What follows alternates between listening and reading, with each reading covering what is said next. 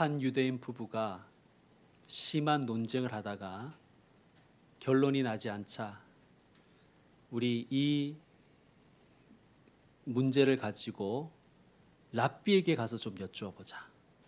랍비의 판단을 받자. 그렇게 서로 합의하고 랍비를 찾아갔습니다. 랍비가 물었습니다. 무엇이 문제인가? 부인이 대답합니다. 랍비여, 저희에게 아들이 태어났는데 누구의 이름으로 지을지 저희가 논쟁 중입니다.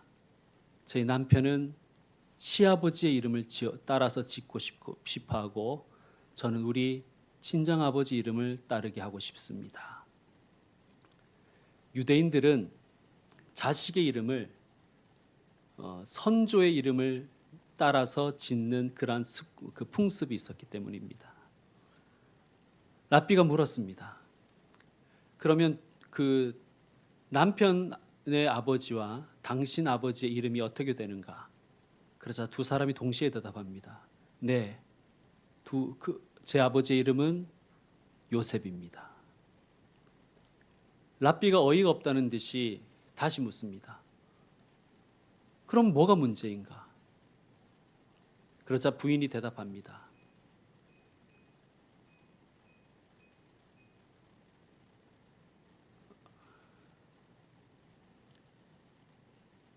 저의 시아버지는 양도둑이고 제 아버지는 아주 평생을 정직하게 사신 분이십니다. 그래서 어느 사람의 이름을 따를지가 무척 고민됩니다. 라고 이야기했습니다. 랍비는 잠시 생각한 후에 이렇게 대답합니다. 그 아이를 요셉이라 부르시오. 그리고 그 아이가 양도둑이 될지 정직한 사람이 될지 지켜보십시오. 그러면 그 아이가 누구의 이름을 따랐는지 알게 될 것입니다. 성도 여러분, 운명이 삶을 결정하지 않습니다. 어떻게 사는가가 그의 인생을 결정하는 것입니다. 오늘 본문은 이렇게 시작하지요. 예수께서 승천하실 기약이 차감해. 기약이 있다는 것입니다. 하나님이 정하신 날이 있다는 말씀입니다. 하나님의 계획이 있고 하나님의 뜻이 있습니다. 그런데 51절 후반부를 이어서 보시면 또 이렇게 말씀하십니다. 예루살렘을 향하여 올라가시기로 굳게 결심하시고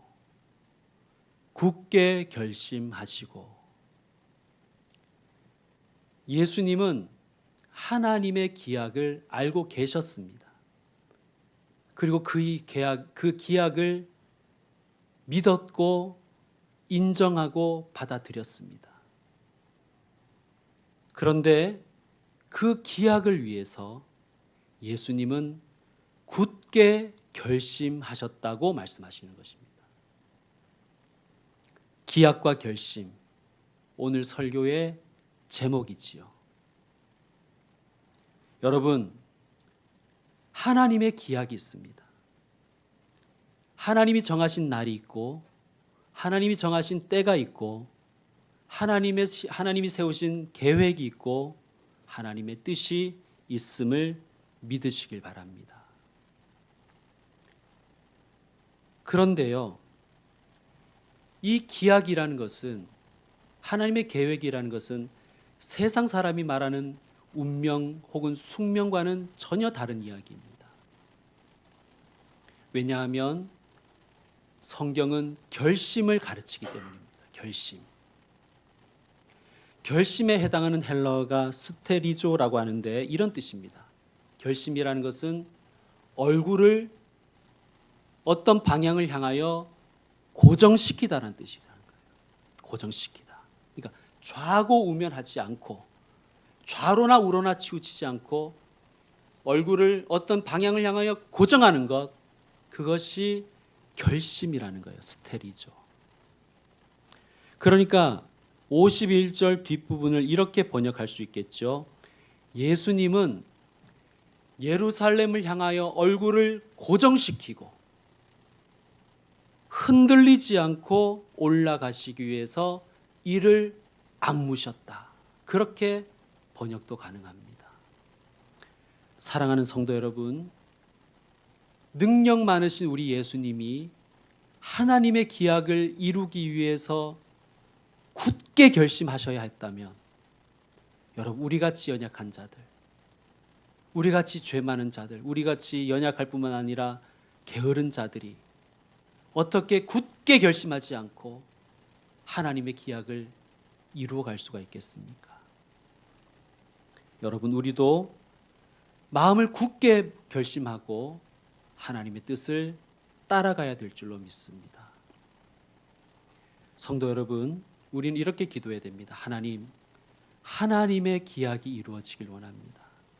그리고 제가 하나님의 기약을 위해서 굳게 결심하고 그리하여 기약과 결심이 합력하여 선을 이루게 하여 주시옵소서. 그렇게 기도하는 기도의 사람이 되시기를 축원드립니다. 우리 하나님은 계획이 있으신 분이십니다. 그 계획은 선하고 거룩하고 우리에게 유익합니다. 복된 계획입니다. 그런데 하나님은 또한 인격적인 분이셔서 일방적인 분이 절대로 아닙니다. 너 내 계획이 이렇게 있으니 너 무조건 나를 따라야 된다. 그런 분이 아니십니다. 나는 네가 인격적으로 나와 만나고 인격적으로 네가 결단하고 굳게 결심하고 나를 따르기를 원한다. 나의 기약과 너의 결심이 합력하여 선을 이루기를 원한다. 그런 분이십니다. 여러분, 그러므로 하나님의 뜻을 알기 위해서 성경도 보고 기도도 해야 되지요. 또한 동시에 하나님의 뜻을 인정하고 그 뜻을 이루기 위해서 굳게 결심하시는 분들 되시기를, 그리고 그 결심한 것을 내가 행하기 위해서 내 의지를 발동하리라 하는 마음을 품고 실제로 행하시는 분들 되시기를 다시 한번 축원드립니다. 여러분, 예수님은 왜 이렇게 굳게 결심하셔야 될까요? 지금 예루살렘으로 올라가시는 길은 유람하러 가시는 게 아니에요. 여러분, 우리가 알다시피 이제 예수님은 십자가에 달리시기 위해서 예루살렘을 향하여 올라가시는 거예요. 그러니까 아주 비장하고도 결연하고도 굳은 결심을 해야 되는 것입니다. 하나님의 아들이신 예수님조차도 굳게 결심하셔야만 갈 수 있는 길이셨기 때문입니다. 여러분, 우리는 어떻게 해야 됩니까? 이런 분들을 가끔 만납니다. 목사님, 저는 아무리 결심해도 안 돼요. 저는 결단해도 안 되던데요. 여러분, 우리 속담에 작심삼일이라는 아주 중요한 말이 있지 않습니까? 여러분, 작심삼일이라도 하십시오. 내가 결심했는데 사흘 만에 무너졌다. 그러면 포기해버리지 말고 다시 결심하면 되지 않습니까? 다시 결심하고 다시 시도해 보는 것입니다. 주님, 제 결심과 결단은 약하니 제게 힘주사 다시 결심하게 하시고 다시 행하게 하여 주옵소서. 여러분, 안 되면 어떻게 하나 그 걱정하기 전에 기도하시길 바랍니다. 내 결심대로 안 되면 어떡하나 걱정하지 마시고 그때마다 기도하시길 바랍니다. 여러분, 새해가 우리나라는 2번 있지 않습니까? 신정, 구정. 저는 이것도 의미가 있다고 생각합니다. 새해에 세운 결심들이 무너졌을 때 이 구정 기간에 다시 한번 결심하시는 시간으로 삼으시면 얼마나 좋겠습니까? 여러분, 작심삼일이라고 하니까 3일에 한 번씩은 결단해야 되지 않겠습니까? 저는 그보다 더 약해서 저는 매일 결심해야 되더라고요. 매일 기도하고 매일 하나님, 저 좀 이렇게 살기를 원합니다. 결심해야 되더라고요. 아니, 매일이 뭐겠습니까? 우리는 매 시간 결심하고 또 결단해도 자꾸 넘어지는 사람들이니 그 결심의 시간이 짧으면 짧을수록 저는 좋다고 생각합니다. 여러분, 결심했는데 또 결단했는데 실패하는 것과 실패가 두려워서 아예 결심도 결단도 하지 않는 것, 두 삶은 전혀 같은 삶이 아니지 않습니까? 하나님 보시기에도 나는 하나님 뜻대로 살겠습니다 결심했는데 실패하는 것과 아예 결심과 결단조차도 없는 삶은 하나님 보시기에 전혀 다른 삶입니다. 자, 우리 성경 말씀을 한번 더 찾아봅시다. 로마서입니다. 누가복음 다음이 요한복음이고 요한복음 다음이 사도행전이지요. 그 다음이 로마서입니다. 로마서 12장 말씀 한번 찾아봅시다.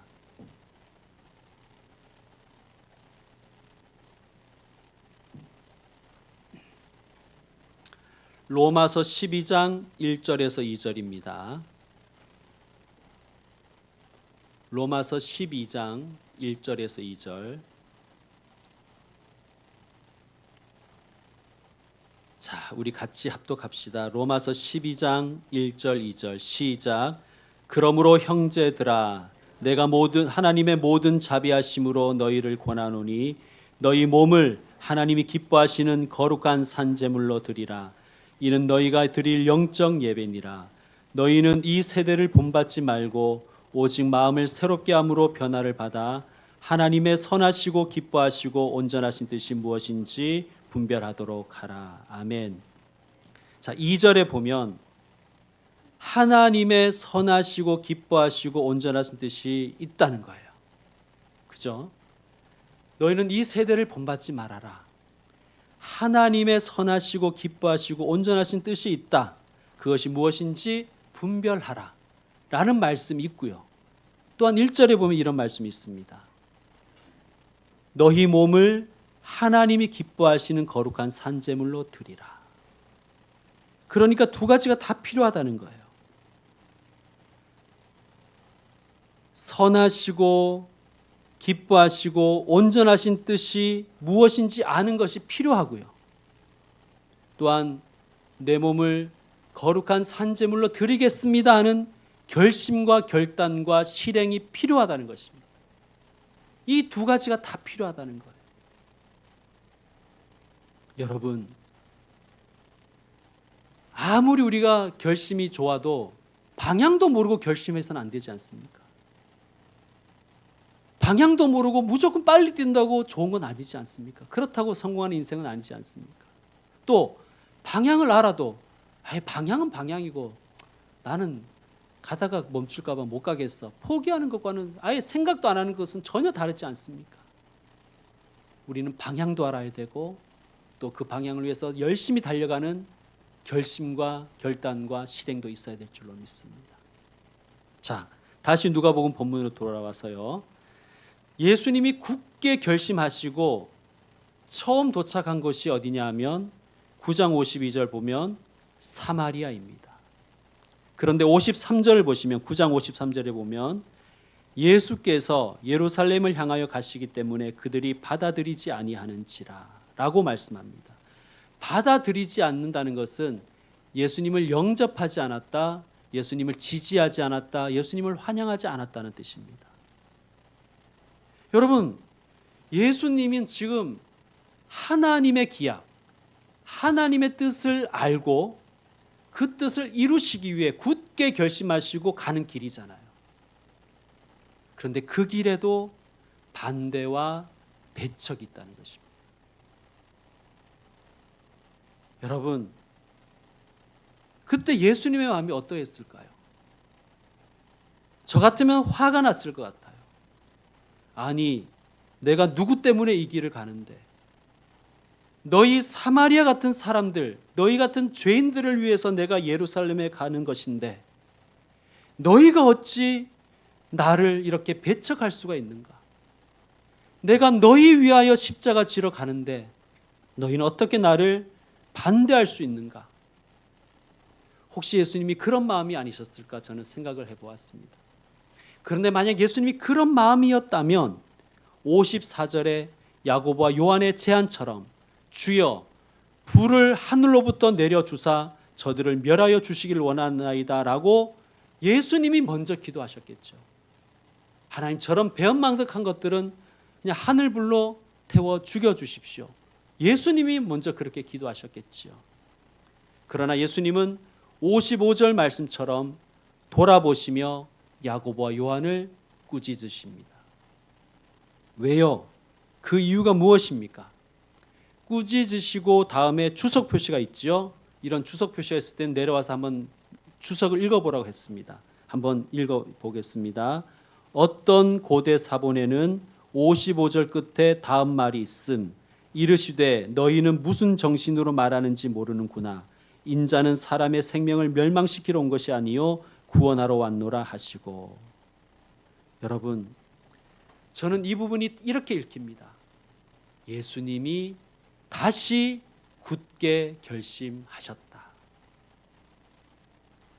예수님이 제자들을 꾸짖으신 것은 하나님의 기약을 다시 새기시고 다시 굳게 결심하셨기 때문이 아니겠습니까? 그렇지 않으셨다면 야고보와 요한에게 동조하셨든지 아니면 그냥 묵인하셨겠지요. 예수님은 하나님의 마음을 아셨습니다. 하나님이 세상을 이처럼 사랑하사 독생자를 주셨으니 이는 그를 믿는 자마다 멸망하지 않고 영생을 얻게 하려 하심이라. 이것이 하나님의 기약이요 하나님의 계획이요 하나님의 뜻인 것을 예수님이 아셨기에, 그래서 자신이 보냄받은 걸 아셨기에 그 말씀, 그 마음을 다시 상기하시고 그 사명 이루기 위해서 다시 굳게 결심하신 것입니다. 그래서 반대와 배척에도 불구하고 흔들리지 않으시고 예수님은 예루살렘으로 올라가실 수 있었던 것입니다. 그것이 비결입니다. 57절에서 62절에는 우리가 해야 될 결심, 구체적으로 우리가 무엇을 계속해서 결심해야 되는지를 구체적으로 우리에게 가르쳐 주십니다. 자, 첫째, 헌신을 결심해야 됩니다. 헌신할 결심을 해야 합니다. 57절 말씀 여러분 한번 읽어 주십시오. 9장 57절 시작.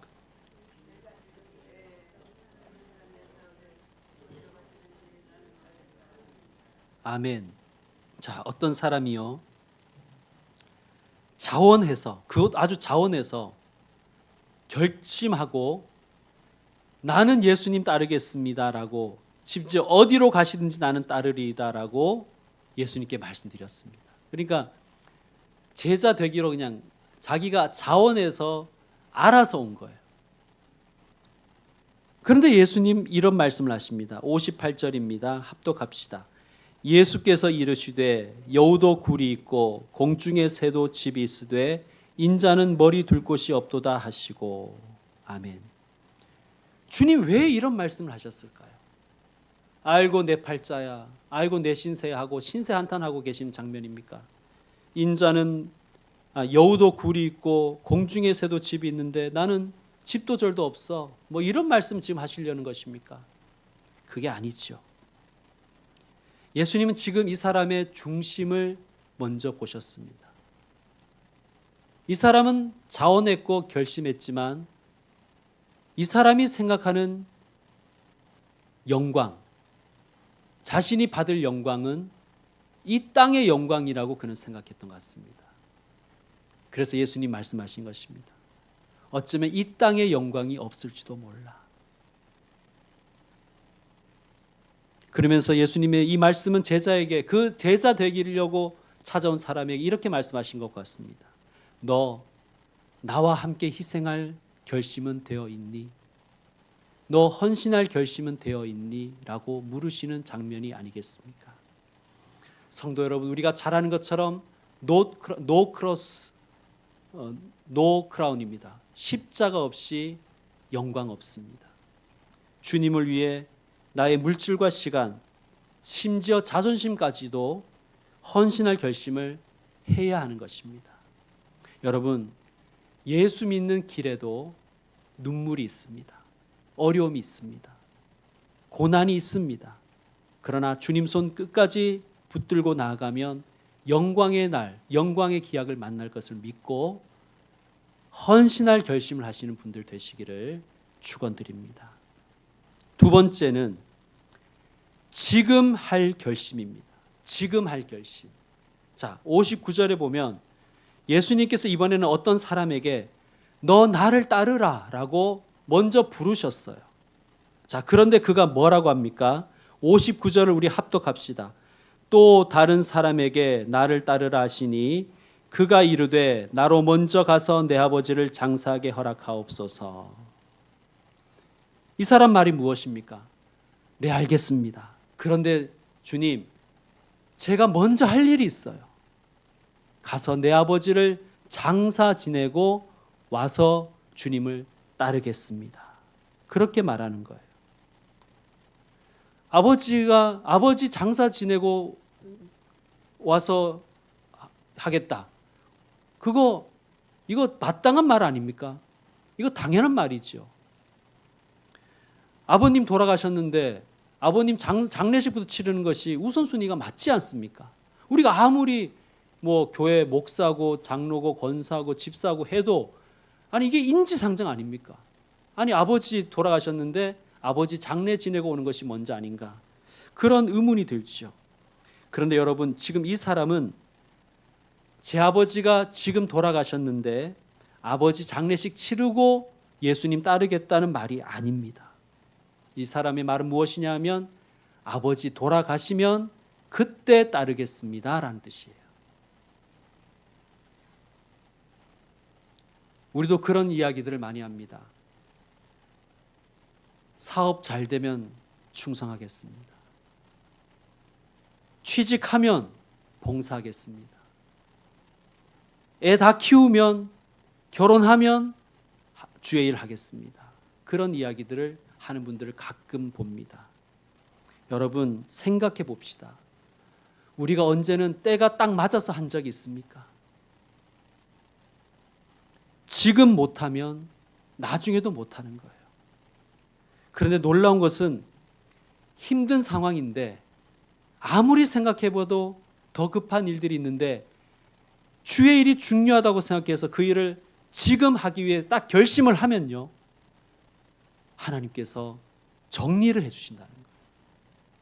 여러분 그런 믿음의 경험도 해보시길 바랍니다. 내가 생각에는 도저히 지금 교회 일이든 주의 일이든 뭐 도저히 할 형편이 안 돼요. 그런데 그래도 나는 하나님 이 일을 주의 일은 이 일은 반드시 하겠습니다. 이 일은 제가 꼭 하겠습니다. 딱 결심하고 마음 먹고 딱 하면 다른 일들이 정리가 되는 거예요. 여러분 그런 경험을 하신 분도 있으실 것이고 하시는 분들 되시기를 축원드립니다. 지금 결심하면 지금 할 수 있습니다. 자, 60절 보십시오. 60절. 이르시되 죽은 자들로 자기의 죽은 자들을 장사하게 하고 너는 가서 하나님의 나라를 전파라 하시고. 아멘. 죽은 자들의 일이 있고 살아있는 자들의 일이 있는데 살아있는 자가 하나님 나라를 전파하는 일을 하려고 딱 결심하고 그 일을 하면 죽은 자의 일은 죽은 자들이 하도록 하나님이 하신다는 거예요. 여러분 이러한 신앙의 결단과 또 체험이 우리에게 있어야 되지 않겠습니까? 내가 하나님의 나라를 위해서 결단하고 일을 했더니 나머지 일들은 하나님이 다른 사람을 통해서 하게 하시더라. 사람을 붙여주셔서 하게 하시더라. 그러한 간증이 저와 여러분께 있기를 소망합니다. 세 번째, 제자는 후회하지 않을 결심을 해야 됩니다. 여러분 후회하지 않을 결심이 없으면요 우리는 늘 망설이고 미련을 버리지 못하고 애매한 태도를 취하게 되지요. 자, 61절을 보십시오. 61절. 또 다른 사람이 이르되 주여 내가 주를 따르겠나이다 마는 나로 먼저 내 가족을 작별하게 하소서. 이 사람 말도 뭐 일리는 있는 것 같아요. 그렇죠? 당연히 가족에게 작별은 하고 예수님 따라다녀야 될 것 아닙니까? 그런데 이 사람의 의도가 있었습니다. 그 의도를 예수님이 62절 말씀을 통해서 분명하게 파악하고 계십니다. 자, 62절 함께 읽겠습니다. 예수께서 이르시되 손에 쟁기를 잡고 뒤를 돌아보는 자는 하나님의 나라에 합당하지 아니하니라 하시니라. 아멘. 이 사람은 지금 주의 일을 하기로 마음은 먹었는데 자꾸 가족 걱정, 내가 두고 온 그 일들에 대한 걱정, 이 걱정 때문에 미련을 버리지 못하는 거예요. 여러분, 예수님의 말씀은 가족에 대한 도리를 저버리라는 말씀이 아니라 후회하지 말라는 뜻입니다. 야, 내가 괜히 했나? 이렇게 할 걸. 아니, 이렇게 저렇게 할 걸. 너무 좌우를 살피고 너무 망설이지 말라고 주님이 말씀하시는 것입니다. 쟁기를 잡았으면 후회하지 말고 전진해야 되지요. 우리는 농사를 별로 안 지어봐서 모르지만 쟁기를 딱 잡고 자꾸 좌로 우로 이렇게 사람이 살피면 이 쟁기질이 제대로 되지 않지 않습니까? 구불구불해지지 않습니까? 농사를 지을 수 있겠습니까?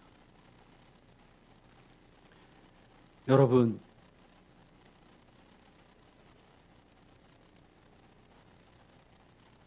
뒤를 돌아보았다가 소금 기둥이 되었던 롯의 아내를 우리가 좀 기억할 필요가 있습니다. 롯의 아내는 소돔과 고모라에 대한 미련이 남아 있었던 거예요. 결국은 소금 기둥이 되어버렸죠. 아일랜드의 극작가 조지 버나드 쇼라는 사람이 있습니다. 이 사람이 이런 묘비명을 적었다 그래요. 우물쭈물하다 내 이럴 줄 알았다. 물론 오역이다 아니다 논란도 많지만 참 의미 있는 묘비명인 것 같습니다. 내 우물쭈물하다가 이렇게 될 줄 알았다. 한나 아렌트 여사가 쓴 정신의 삶이라는 책이 있습니다. 그분은 많은 범죄자들을 만나서 그들과 대화를 나누었습니다. 그리고 그녀의 책에 이런 결론에 도달합니다. 사람이 악한 행동을 하는 것은 처음부터 그가 악했기 때문이 아니다. 무슨 말씀인지 알겠죠? 처음부터 악했기 때문에 악한 행동을 하는 게 아니더라는 거예요. 범죄자들을 만나보니. 그런데 왜 그가 악한 행동을 했는가? 악한 욕망과 악한 요구 앞에서 애매한 태도, 우유부단한 태도를 취함으로써 악을 거절할 기회를 놓쳐버렸기 때문이라는 거예요. 그래서 악한 행동을 했다는 것입니다. 그리고 그는 서서히 악인이 되어 간다는 것입니다. 정말 중요한 말씀, 인사이트 아닙니까? 악한 욕망과 악한 유혹이 당했을 때 애매한 태도, 우유부단한 태도를 취했기 때문에 결국은 거절할 기회를 놓쳤다는 거예요. 일본 속담에 이런 말이 있다고 그래요. 만날까 말까 하는 사람은 만나지 말고, 먹을까 말까 하는 음식은 먹지 말고, 갈까 말까 하는 길은 가지 말고 죽을까 말까 할 때는 죽으라. 이런 속담이 있다는 거예요. 여러분, 정말 재밌는 속담이지만 우리가 새겨야 될 것 아니겠습니까? 여러분, 미련을 버리지 못하는 것도, 내가 주의 일을 하리라 결심을 딱 하면서도 미련 버리지 못하는 것도, 후회하는 것도 하나님 보시기에 불순종이라는 것을 여러분 꼭 기억하시길 바랍니다. 주님이 부르실 때 망설임 없이 아멘하고 순종하시는 분들 되시기를 축원드립니다. 물론 희생과 헌신 부담되지요. 저도 부담되는데 여러분, 우리가 오죽하겠습니까? 우리가 지금 즉시 하지 못할 이유도 참 많지 않습니까?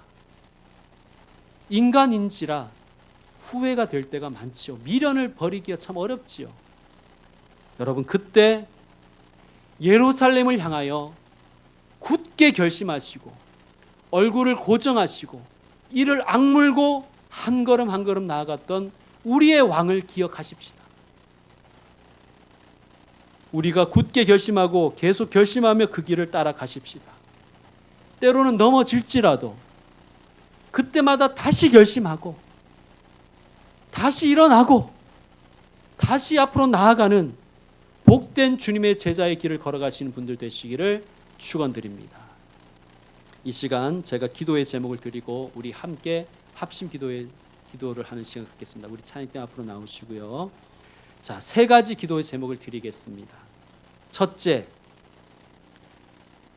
기약과 결심이 합심하여 합력하여 선을 이루게 하여 주시옵소서. 하나님의 기약을 발견하고 또 주님의 기약을 위해서 제가 굳게 결심함으로써 합력하여 주의 선을 이루게 하여 주시옵소서. 첫 번째 기도의 제목입니다. 두 번째는 주님, 희생할 결심, 헌신할 결심, 주님의 일을 먼저 할 결심, 후회하지 않을 결심을 하게 하여 주시옵소서. 세 번째는 넘어지더라도 다시 결심하게 하여 주옵소서. 혹 작심 3일이라도 3일째 다시 결심하게 하여 주시옵소서. 다시 결심하고 다시 일어나서 주님을 따라가게 하여 주시옵소서. 우리 다 같이 주여 하신 후에 합심하여 기도하도록 하겠습니다.